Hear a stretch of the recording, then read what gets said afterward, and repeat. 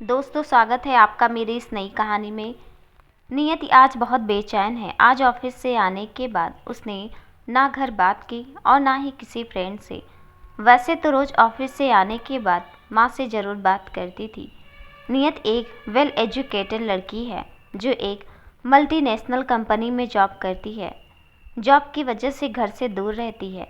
आज सालों बाद नियति इतनी परेशान है, वरना कभी किसी ने उसे परेशान नहीं देखा। आज नियति को भूख भी नहीं लगी थी, इसलिए उसने बस एक कप कॉफ़ी बनाई और उसे लेकर ऊपर टेरेस पर चली गई। आज उसके ऑफिस में कोई नया बॉस आया था। विनय मल्होत्रा नाम था उसका। नाम सुनकर नियति को 6 साल पहले की याद आ गई। इसलिए ऑफिस से आने पर नियति इतनी बेचैन थी। कहीं ये वही विनय तो नहीं, लेकिन वो यहाँ कैसे आ सकता है। नियति 6 साल पहले के बारे में सोचने लगती है। 6 साल पहले। नियति नियति उठ जा बेटा, सुबह हो गई है। स्कूल नहीं जाना? कितनी सोती है तू? अरे मम्मा सोने दो ना प्लीज़। उठ जा बेटा, 7 बज गए हैं। अरे मम्मा, आपने बताया भी नहीं। आज मैं फिर उसे नहीं देख पाऊंगी, नियति मन में सोचती है। नियति जल्दी से उठकर फ्रेश होकर स्कूल के लिए तैयार हो जाती है और अपने स्कूल बस स्टैंड पर पहुंच जाती है। वो इधर उधर देखती है, लेकिन उसे कोई नज़र नहीं आता है। ये नियति का रोज़ का काम था, बस स्टैंड पर खड़े होकर उसका इंतज़ार करना। लगता है आज फिर उसकी बस चली गई, मैं लेट हो गई, यहाँ सोचती है कि तभी नियति की बस आ जाती है और वो उदास होकर स्कूल चली जाती है। स्कूल में सिम्मी उससे पूछती है, क्या हुआ, तू उदास क्यों है? कुछ नहीं यार, बस आज मन नहीं था स्कूल आने का, नियति रूखे मन से जवाब देती है। सिम्मी नियति को बहुत अच्छी दोस्त थी। वो दोनों बचपन से एक दूसरे के साथ इसलिए बहुत अच्छे से समझती थी एक दूसरे को। सिम्मी मन में सोचती है, पहले तो ये कभी स्कूल के लिए मना नहीं करती थी, आज ऐसा क्यों बोल रही? ज़रूर मुझसे कुछ छुपा रही है। अब मुझे ही पता करना पड़ेगा। स्कूल की छुट्टी होने पर सिम्मी नियति से पूछती है, सच बता क्या बात है? तू परेशान क्यों है? मैंने तुझे पहले कभी इतना परेशान नहीं देखा है। कुछ नहीं यार, बस आज सर में दर्द है। नियति झूठ बोल देती है और तभी उसकी स्कूल बस आ जाती है और वह घर चली जाती है। नियति की परेशानी की वजह था वो लड़का जो उसे हर रोज़ बस स्टैंड पे मिलता था। वो अपने स्कूल बस का इंतज़ार करता था और नियत उसका पिछले 6 महीने से वो उसे हर रोज़ मिलता था, लेकिन कभी नियति की हिम्मत नहीं हुई उससे बात करने की। वो तो उसे देखकर ही खुश हो जाती थी। नियत उसे पसंद करती थी, नहीं शायद प्यार करती थी, क्योंकि उसे खुद नहीं पता था कि ना जाने कब देखते देखते उसे उस लड़के से प्यार हो गया था। पिछले कई दिनों से वो लड़का उसे नज़र नहीं आया था, इसलिए वह परेशान थी। नियति कुछ जानती भी नहीं थी उसके बारे में, उसका नाम तक नहीं जानती थी। कई दिनों से परेशान नियति को देखकर सिम्मी ने फिर एक बार उससे पूछा, अगर मुझे दोस्त मानती है तो सच बता, क्या बात है? मैं साथ तेरी कोई मदद कर सकूं? बार बार पूछने पर नियत उसे पिछले 6 महीने की अपनी सारी बातें बता देती है। नियति की बात सुनकर सिम्मी कहती है, तू परेशान हो ना, मैं उस लड़के के बारे में पता करूंगी। तू अभी घर जा। बस भी चली गई, तेरी मम्मा चिंता कर रही होगी। चल मैं तुझे घर छोड़ देती हूँ। सिम्मी की बात सुनकर नियति कहती, तू रहने दे, मैं रिक्शा करके चली जाऊंगी। तो बस उस लड़के को ढूंढने में मेरी मदद कर दे। इतना कहने के बाद नियति और सिम्मी दोनों अपने अपने घर चली जाती हैं। घर पहुंचने पर आज बिना माँ से बात किए चुपचाप अपने रूम पर जाकर लेट जाती है और उस लड़के के बारे में सोचने लगती है कि कैसे 6 महीने पहले अचानक वो उसे दिख गया था। दोनों एक ही जगह खड़े होकर अपनी अपनी बसों का इंतज़ार करते हैं और बस आने पर चले जाते। कभी एक दूसरे से बात करने की कोशिश नहीं की। यही सब सोचते सोचते नियति को नींद आ जाती है। शाम को जब मम्मा उसे खाने के लिए बुलाती हैं तो वो बाहर आकर चुपचाप खाना खाकर वापस रूम में चली जाती है। नियति के पापा नियति की माँ से पूछते हैं, आज ये इतनी शांत क्यों है? पहले तो कभी इतनी शांत नहीं रहती थी, शायद एग्ज़ाम की टेंशन होगी। नियति की माँ ने बर्तन उठाते हुए कहा। अगले दिन नियति फिर स्कूल के लिए तैयार होने लगी और यही सोच रही थी कि काश आज वो मुझे मिल जाए तो मैं उससे बात करके कम से कम उसका नाम तो पूछ लूँ और उससे झगड़ा करूँ कि इतने दिनों तक दिखाई क्यों नहीं दिए। नियति तैयार होकर जल्दी जल्दी बस स्टैंड पहुंची, लेकिन आज फिर वो उसे कहीं नहीं नजर आया। वो उदास होकर आज फिर स्कूल पहुंची। स्कूल में सिम्मी उसका इंतजार कर रही थी। नियति के आते ही उससे बोली, नीयू, मैंने उस लड़के के बारे में पता कराया है, उसका नाम विनय है और वो हमारे स्कूल के पास वाले स्कूल में ही पढ़ता है। इन दिनों वो अपने किसी रिश्तेदार के यहाँ शादी का फंक्शन अटेंड करने गया है, इसलिए स्कूल नहीं आ रहा। विनय, विनय अच्छा नाम है, नियति मन ही मन बोली। इतना जानने के बाद नियति के चेहरे पर हल्की सी मुस्कान आ गई और वो सिम्मी के साथ क्लास में चली गई। अगले दिन रविवार था तो नियति को स्कूल जाने की कोई चिंता नहीं थी। वो आराम से सुबह देर से जगी, नाश्ता किया और तैयार होने लगी। मम्मा ने पूछा, नियति बेटा कहाँ जा रही? आज तो संडे है। मम्मा कुछ नहीं, बस सिम्मी के यहाँ जा रही, आज उसके भाई का बर्थडे है तो उसने बुलाया है। नियति ने जवाब दिया, ठीक है बेटा, अच्छे से जाना और शाम को पापा को भेज दूंगी, वो तुझे ले आएंगे, मम्मा ने कहा। नियति तैयार होकर शाम के सिम्मी के घर पहुंची। वहाँ सारी तैयारियां चल रही थी। काफ़ी बड़ी पार्टी रखी गई थी, बहुत सारे लोगों को बुलाया गया था। नियति को देख सिम्मी ने उसे अपने साथ मार्केट चलने को कहा और मन ही मन सोचने लगी, भाई के बर्थडे में मैं आज तुझे असली सरप्राइज़ दूंगी नीयू।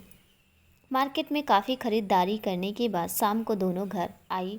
तब तक काफ़ी सारे मेहमान आ चुके थे। सिम्मी ने एक ड्रेस नियति को देते हुए कहा, जा तू भी तैयार हो जा नीयू, तेरे ये कपड़े गंदे हो गए हैं, तू मेरी ड्रेस पहन ले। नियति ड्रेस लेकर ऊपर सिम्मी के कमरे में चली गई और सिम्मी हॉल में उस खास मेहमान का इंतजार करने लगी। थोड़ी देर में एक लड़का हाथ में गिफ्ट लिए हॉल में आया और सिम्मी से बोला, हाय सिम्मू, कैसी है तू? सिम्मी के मम्मा और पापा के पैर छूते हुए बोला, मामा जी क्या खिला रहे हो इसे, ये तो बस मोटी होती जा रही है। सिम्मी ने कहा, भाई अब बस भी करो, तुम तो आते ही मुझे चिढ़ाने लगे, वैसे आज मुझे तुमसे किसी को मिलाना है। सिम्मी ऊपर कमरे में जाकर नियति को आवाज़ लगाती है कि जल्दी नीचे आ, सब मेहमान आ गए। नियति जल्दी से तैयार होकर बाहर आती तो सिम्मी उससे कहती, आज तो सच में डॉल लग रही है, कोई पसंद ना कर ले तुझे। दोनों हंसते मुस्कुराते नीचे आती हैं और सब उन्हीं दोनों को देखने लगती हैं। सिम्मी सबसे नियति को मिलाती है और फिर एक लड़के के सामने जाकर सिम्मी नियति से कहती है, इससे मिलो, ये है मेरा कजिन विनय उर्फ वीनू। नियति विनय का नाम सुनकर उस लड़के की तरफ देखती है और शर्मा कर वहाँ से दूर चली जाती है। ये वही लड़का था जिसे नियति इतने दिनों से ढूंढ रही थी और वो सिम्मी का भाई था। तभी सिम्मी ने उसे एक दिन में ही उसके बारे में सब बता दिया था। नियति मन ही मन सोचती है। फंक्शन में नियति विनय से थोड़ी बहुत बात करती है और वापस पापा के साथ घर आ जाती है। रात में बिस्तर पर जाने के बाद आज नियति की आंखों में नींद नहीं थी।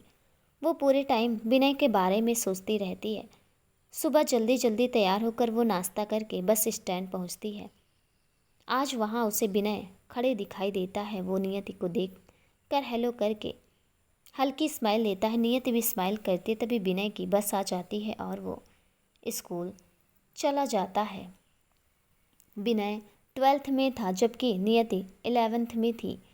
विनय के बोर्ड एग्ज़ाम थे, इसलिए उसका पूरा ध्यान पढ़ाई पर रहता था, जबकि नियति का पूरा ध्यान विनय पर। वो हर टाइम विनय के बारे में ही सोचती रहती थी।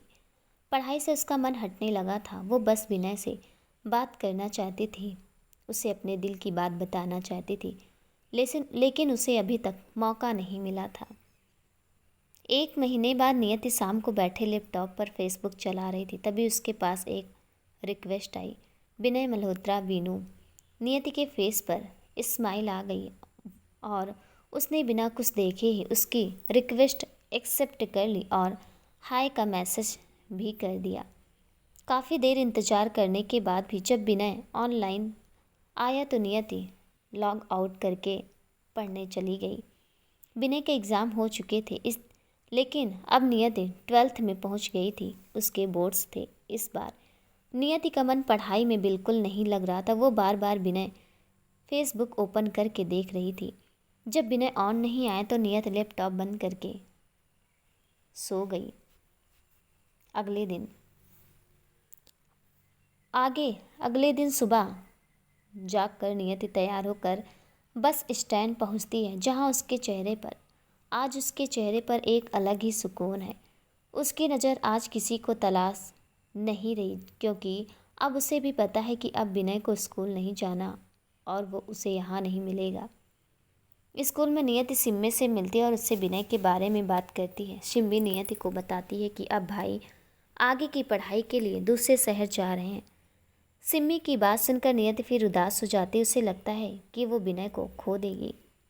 घर आने के बाद आज नियति उदास मन से फेसबुक ओपन करती है तो उसमें विनय का मैसेज पढ़ती। हाय नियति, पहचाना मैं विनय, सिम्मी का भाई और तुम्हारा बस स्टैंड वाला दोस्त।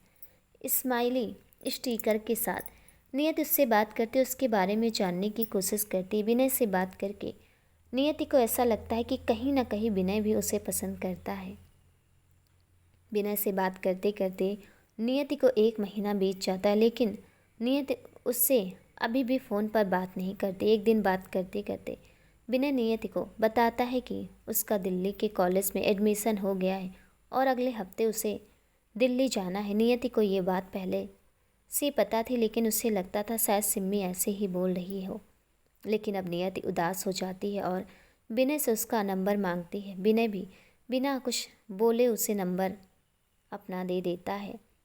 नियति का मन बहुत बेचैन हो जाता है और वो फेसबुक बंद करके विनय के बारे में सोचने लगती है। सोचते सोचते उसे नींद आ जाती है। सुबह जागकर वो अपना मोबाइल उठाती है और एक नंबर पर मैसेज करती है। हेलो, गुड मॉर्निंग नियति here. Very good morning new. उधर से मैसेज आता है, ये विनय का नंबर था, तुम जाग गए हो ना। नियति पूछती है, अगर मैं सो रहा होता तो रिप्लाई कौन करता, मेरा भूत। स्माइल स्टिकर के साथ विनय रिप्लाई देता है, हाँ हाँ वेरी फनी। नियति वापस मैसेज करती है, वैसे क्या कर रही हो तुम, विनय पूछता है। तुमसे बात, नियति जवाब देती है और मन ही मन सोचती है, अब तो ये जाग गया है, क्या मैं इसे कॉल करूं। दिमाग कहता है मत कर, वो क्या सोचेगा। दिल कहता है एक बार उसकी आवाज़ सुनो तो मेरा दिन बन जाए। आखिरकार दिल और दिमाग की जंग में दिल जीत जाता है और नियति विनय को कॉल लगा देती है। Hello good morning. Vinay phone उठाकर तुरंत बोलता है। नियति भी गुड मॉर्निंग बोलकर शांत हो जाती। विनय पूछता है, मुझे लगा था कि कल तुमने नंबर लिया था तो कल ही बात करोगी, लेकिन तुमने तो अब कॉल की। नियति कहती, हाँ लेकिन मुझे कल नींद आ गई थी इसलिए मैं सो गई थी। चलो कोई नहीं, और बताओ कैसी हो। विनय पूछता है, अच्छी हूँ मैं, और तुम कैसे हो। नियति कहती और मन में सोचती है, अभी तो अच्छी हूँ लेकिन तुम्हारे जाने के बाद कैसे रहूँगी पता नहीं। विनय ने काफ़ी देर बात करने के बाद नियति को अच्छा फील होता है और उसके बाद वो नीचे जाकर माँ से बात करने लगती है। माँ उससे उसकी पढ़ाई के बारे में पूछती है तो कहती है, मम्मा पढ़ाई अच्छी चल रही है। तभी उसके फ़ोन में किसी का मैसेज आता है। वो ओपन करके पढ़ती है, मैं आज सिम्मी के घर जा रहा, मामा जी ने बुलाया है, क्या तुम भी आ सकती हो। मैं इसी बहाने तुमसे भी मिल लूँगा। अगर तुम आना चाहती हो तो मैं सिम्मी को बोल दूँगा, वो तुम्हारी मम्मा से बात कर लेगी। क्या उसे भी मुझसे मिलने में इंटरेस्ट है। आज पहली बार उसने मुझसे कहा कुछ। नियति मन में सोचती है और यस का मैसेज लेकर सेंड कर देती है। ओके, मैं सिम्मी को बोलता हूँ, विनय ने जवाब दिया। थोड़ी देर बाद नियति की मम्मा के पास सिम्मी की कॉल आती है और वो उनसे बोलती है, आंटी क्या आप सिम्मी को नियति को घर भेज देंगी, मुझे प्रोजेक्ट में थोड़ी हेल्प चाहिए और उससे लेने आ जाऊँ। ठीक है बेटा, मैं भेज देती हूँ, नियति की मम्मा कहते हो। फ़ोन नियति को देती है और नियति से कहती है, तुम तैयार होकर सिम्मी के घर चली जाओ और शाम को थोड़ा जल्दी आ जाना। ओके मम्मा, नियति जवाब देती है। नियति अपने मम्मा पापा की इकलौती बेटी थी, इसलिए उसका मम्मा पापा उसका बहुत ध्यान रखते थे, उसे कहीं अकेले नहीं भेजना चाहते थे। सिम्मी नियति की बचपन की सहेली थी, इसलिए उसके घर जाने को कभी मना नहीं करते थे। सिम्मी के पापा बहुत बड़े बिजनेसमैन थे, लेकिन सिम्मी को देखकर कभी ऐसा नहीं लगता था, क्योंकि उसे बिल्कुल सिंपल रहना पसंद था। इसलिए वो स्कूल भी कार की बजाय साइकिल से जाती थी। नियति जल्दी जल्दी तैयार होने लगी। आज वो बहुत खुश थी, और हो भी क्यों ना, आज वो विनय से जो मिलने वाली थी, विनय जिससे वो पिछले 1 साल से प्यार करती थी लेकिन कभी बताने की कोशिश नहीं की। जल्दी जल्दी तैयार होकर नियति सिम्मी के घर पहुंची तो पता चला घर में सिम्मी, उसका भाई, उसकी दादी केवल है। उसके माँ पापा कहीं बाहर गए हैं, लेकिन विनय ने तो बोला था कि मामा जी ने मुझे बुलाया है, नियति मन में सोचती है। तभी सिम्मी आती है और उसे दादी के पास बैठने को बोलकर अपने कमरे में चली जाती है। सिम्मी की दादी नियति को बहुत पसंद करती थी। वो सिम्मी की तरह ही नियति की भी बेस्ट फ्रेंड थी।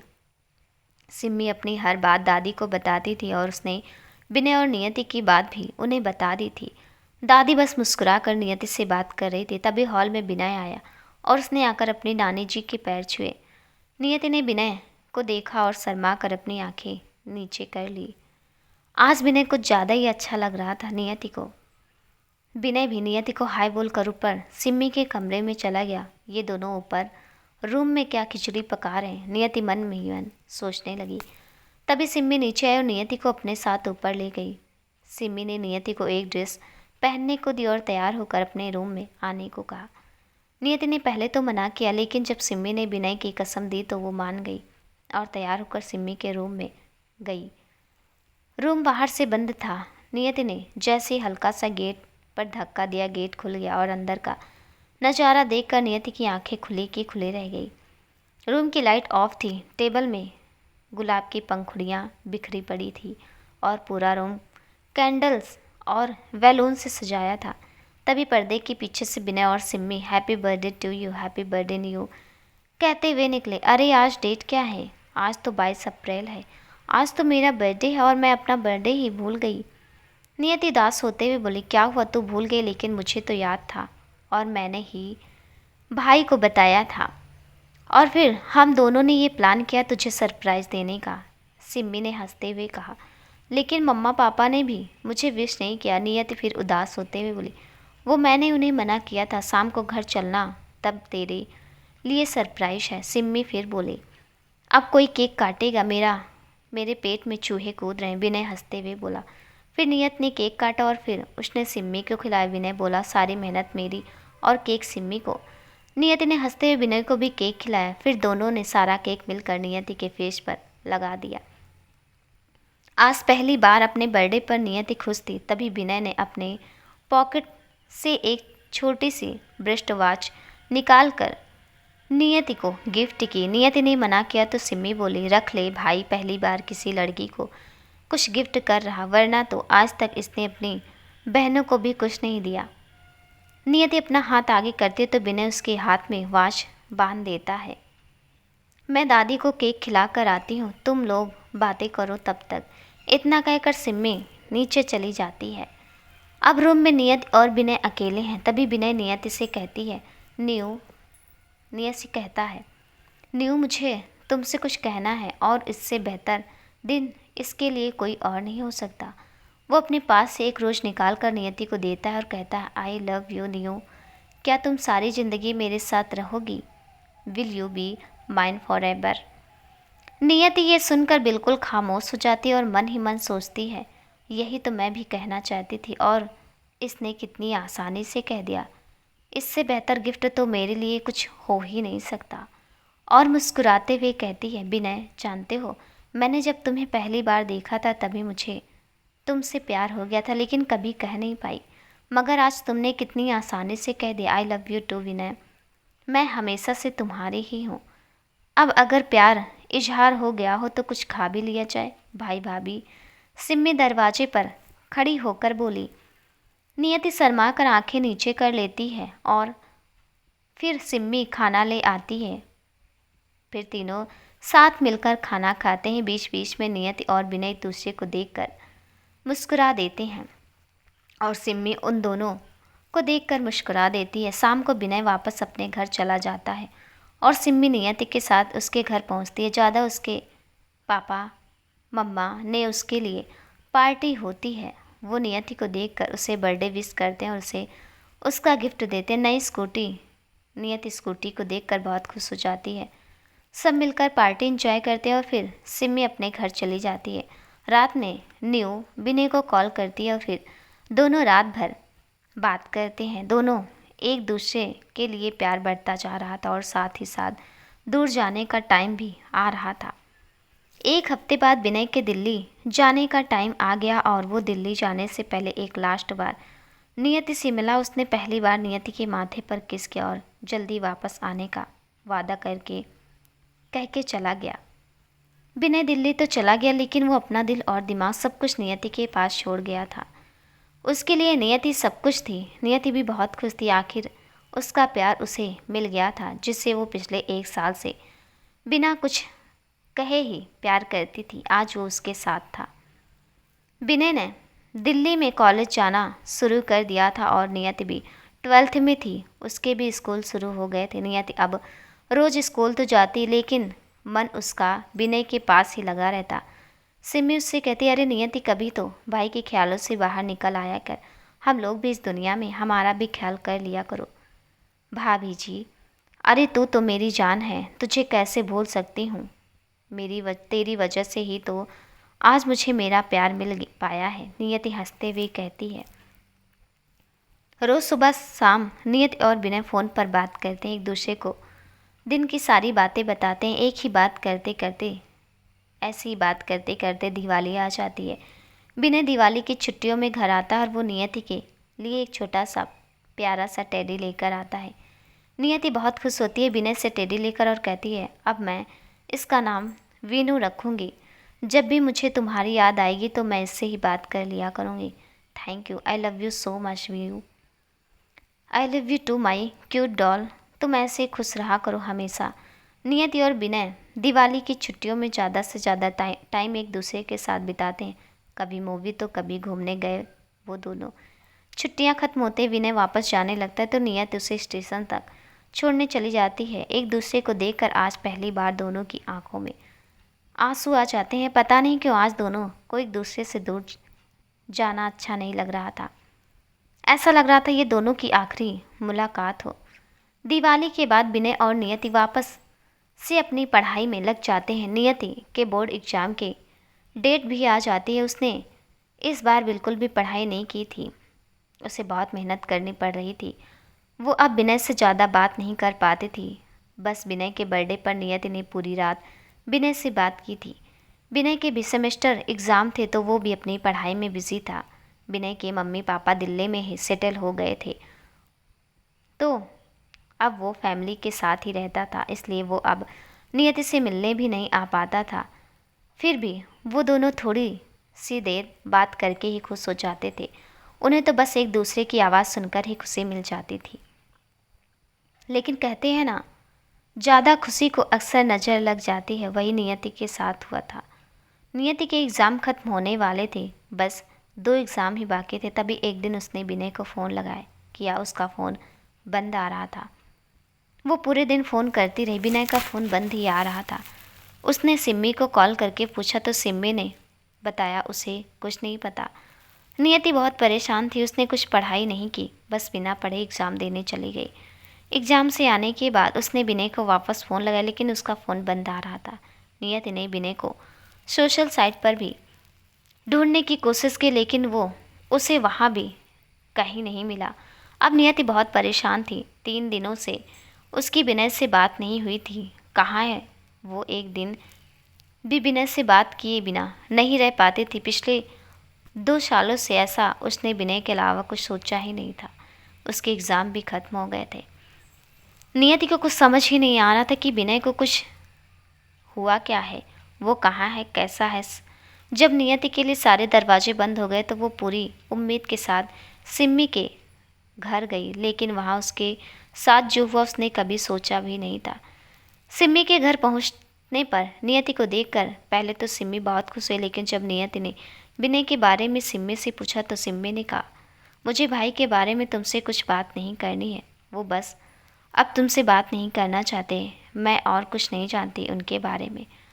तुम भी भूल जाओ भाई को। सिम्मी की बात सुनकर नियति को कुछ समझ ही नहीं आया। उसके साथ हुआ क्या है, उसका कसूर क्या है, उसने ऐसा क्या कर दिया जो बिना उससे बात नहीं करना चाहते।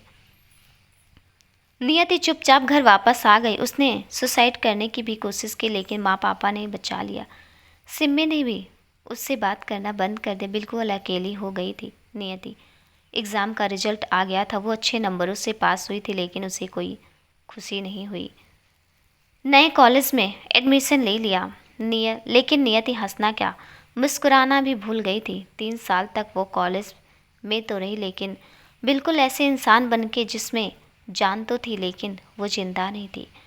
कॉलेज के बाद वो जॉब करने बेंगलोर चली आई।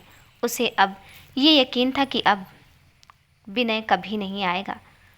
6 साल बाद, मतलब आज। लेकिन आज ऑफिस में नए बॉस का नाम सुनकर नियति को फिर से विनय की याद आ गई थी। नियति यही सोच रही थी कि अगर वही विनय होगा तो पूछूंगी ज़रूर कि छोड़ के क्यों गया था, क्या हुआ था ऐसा, मैंने तुम्हारा क्या बिगाड़ा था जो तुमने मेरे प्यार की इतनी बड़ी सज़ा दी। यही सोचते सोचते नियति को नींद आ गई।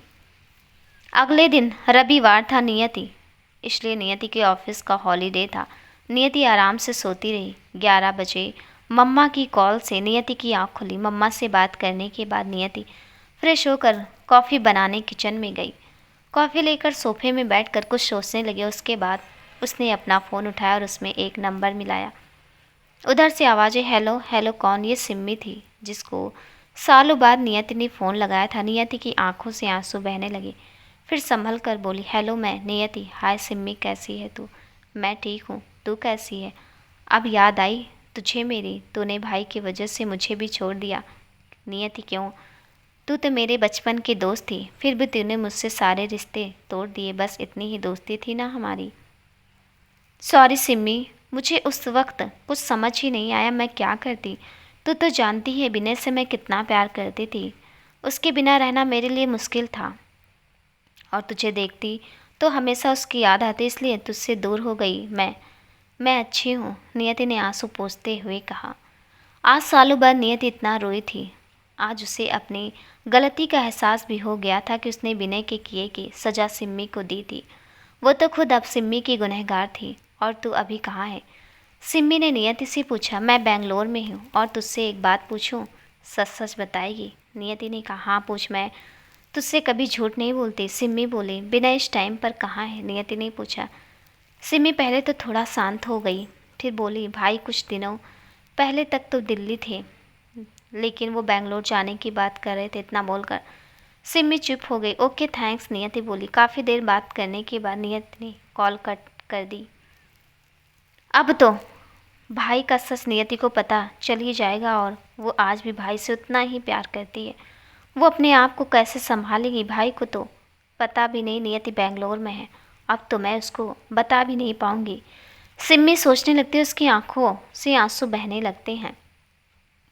इधर सिम्मी से बात करने के बाद नियति को पूरा यकीन हो जाता है कि हो ना हो उसका नया बॉस विनय ही है। नियति, एक बात पूछो? विनय नियति से कहता है। हाँ पूछो, नियति जवाब देती है। अगर मैं तुम्हें छोड़ कर गया तो तुम क्या करोगी? विनय पूछता है। मैं तुम्हारी जान ले लूँगी दोबारा छोड़ के जाने की बात की तो। नियति गुस्से में बोलती, अरे अरे, मेरा क्यूट सा बच्चा तो धमकी भी देता है। अच्छा बाबा सॉरी, नहीं जाऊँगा कभी छोड़कर, विनय नियति के कान पकड़ कर बोलता है। और फिर दोनों हंस देते हैं। नियति अपने और विनय के बारे में सोच रही थी। उसकी आंखें नम थी। दीदी आज खाने में क्या बनाऊँ? खाना बनाने वाली नियति से पूछती है, और नियति अपने आंसू पोंछते हुए कहती है, जो भी तुम्हें सही लगे बना दो, मैं खाना खा लेती हूँ।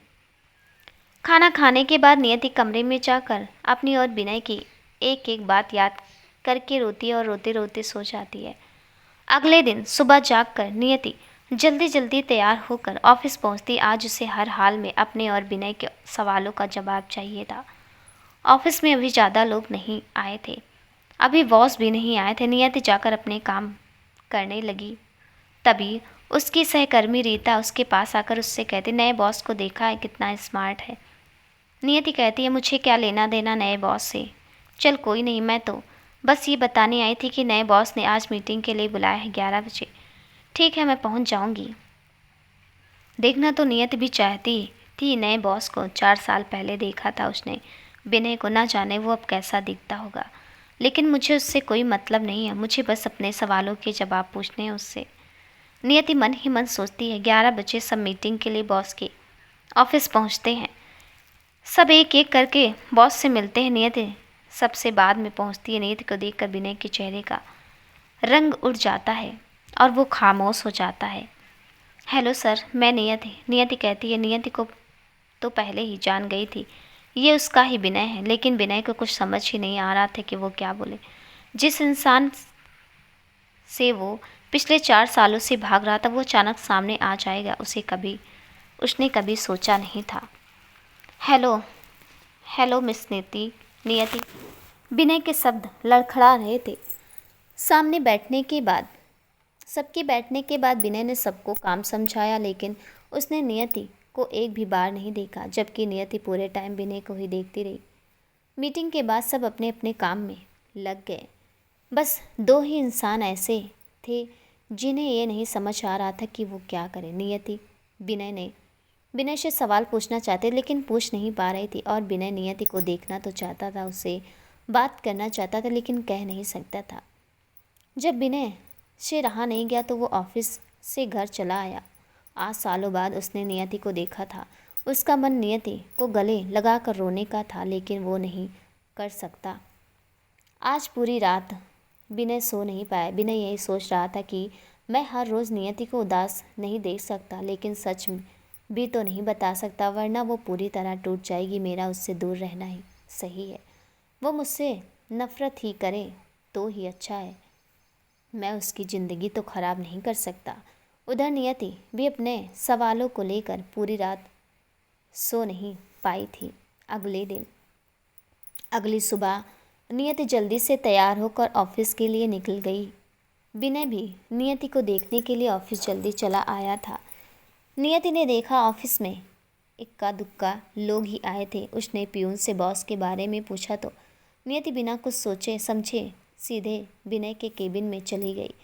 विनय फ़ोन पर किसी से बात कर रहा था। नियति को देखकर उसे शौक लगा, लेकिन फिर फ़ोन रखकर बोला, हेलो मिस नियति।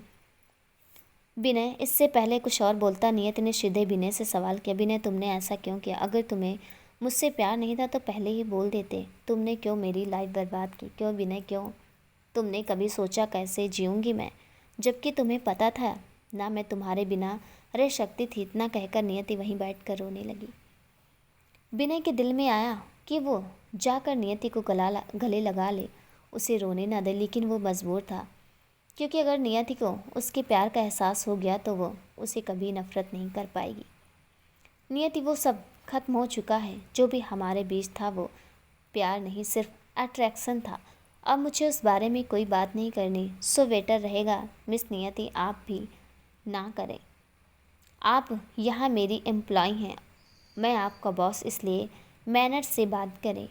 विनय ने जानबूझकर गुस्सा दिखाते हुए कहा, ठीक है सर, मैं अब किसी से भी इस बारे में आपसे बात नहीं करूँगी। एक लिफाफा विनय को पकड़ाते हुए नियति बोली, ये रहा मेरा रजिस्ट्रेशन लेटर। अब मैं यहाँ काम नहीं कर सकती। Goodbye mister Vinay Malhotra, I hate you.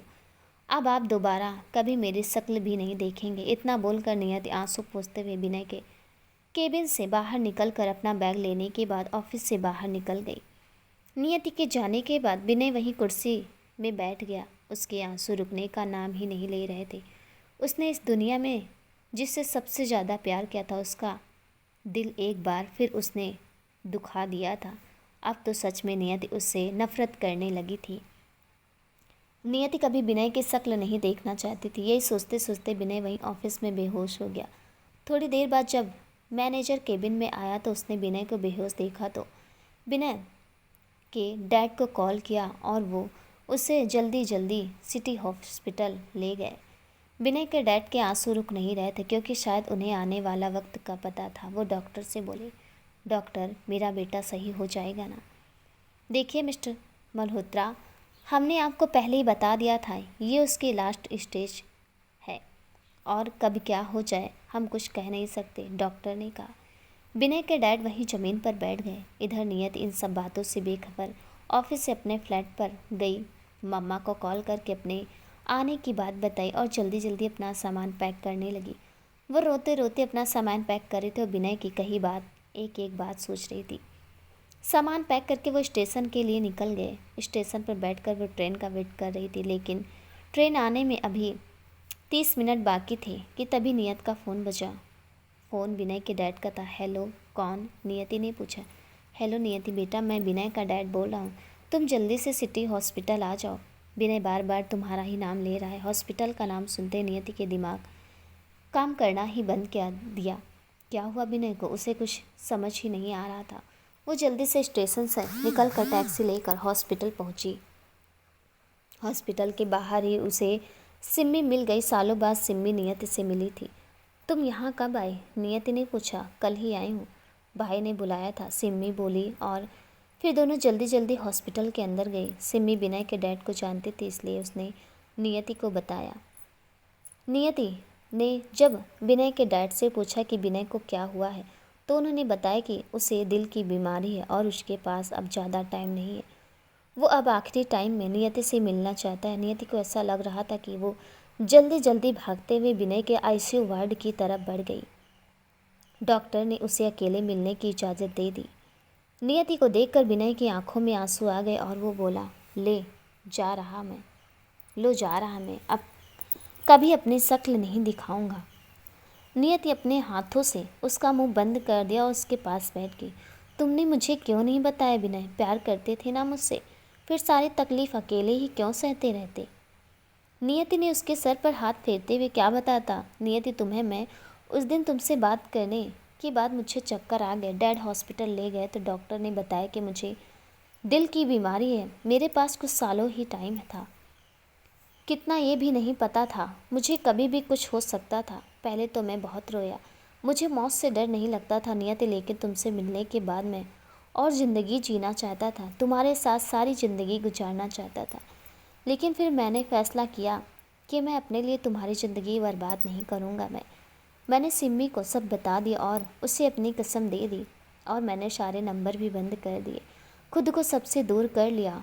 मैं तुम्हें तकलीफ़ में नहीं देख सकता था नियत, क्या करता मैं? हो सके तो मुझे माफ़ कर देना। विनय ने नियति को सारी सच्चाई बता दी। नियति बस रोए जा रही थी। जिस इंसान को उसने इतना गलत समझा, उसने तो कभी उसके सिवाय किसी से प्यार ही नहीं किया। विनय बोला, मैं आज भी तुमसे बहुत प्यार करता हूँ। अगले जन्म में अपनी अधूरी मोहब्बत को पूरी ज़रूर करूँगा। इस जन्म में हमारा साथ यहीं तक था। मैं भी तुमसे बहुत प्यार करती हूँ विनय, आज भी। आई love you so much always. नियति, क्या तुम मेरी एक लास्ट विश पूरी करोगी? हाँ बोलो विनय, मुझे एक बार गले से लगा लो। नियति विनय को गले लगाती है और उसे देखती है तो विनय की सांसें रुक चुकी होती है। नियति जल्दी जल्दी डॉक्टर को बुलाती है और डॉक्टर्स आकर सबको बताते हैं कि सॉरी, ही इज़ नो मोर। विनय अब हमेशा के लिए चला गया था और नियति बेहोश हो जाती है। सिम्मी उसे संभालती है और उसे विनय के घर ले जाती है। कुछ टाइम बाद उसे होश आता है और वो फैसला करती है, विनय चला गया लेकिन मैं अपने दिल में उसकी यादों को हमेशा जिंदा रखूँगी। मेरी ज़िंदगी में सब विनय के अलावा कोई नहीं आएगा। मैं अपनी अधूरी मोहब्बत को पूरा करूँगी विनय की यादों से के साथ। 8 साल बाद मम्मा देखो ना, ये मेरे साथ का पेड़ कितना बड़ा हो गया है, और मेरा और इस पेड़ दोनों का नाम विनय ही रखा है। क्यों? क्योंकि विनय आपके पापा का नाम है। लेकिन पापा अभी कहाँ हैं मम्मा? वो भगवान जी के पास गए हैं आपके लिए चॉकलेट लाने। नियति विनय की तस्वीर की तरफ देखकर कहते, विनय के जाने के बाद नियति ने एक बच्चे को गोद लिया था और उसका नाम भी विनय रखा था, तथा विनय के याद में लगाए गए पेड़ का नाम भी विनय रखा था। अब उसका बेटा है, उसके लिए सब कुछ था। वो अपनी अधूरी मोहब्बत को पूरा करने की कोशिश कर रही थी। कुछ मोहब्बत अधूरी ही रह जाती है। दोस्तों, कहानी आपको कैसे लगी कमेंट में ज़रूर बताइएगा। चैनल पर नए हैं तो चैनल को सब्सक्राइब कर दीजिएगा, और मेरी पिछली की सभी कहानियों को इतना प्यार देने के लिए आपका बहुत बहुत धन्यवाद करती हूँ। मिलती हूँ ऐसी एक नई कहानी के साथ, तब तक के लिए नमस्कार दोस्तों।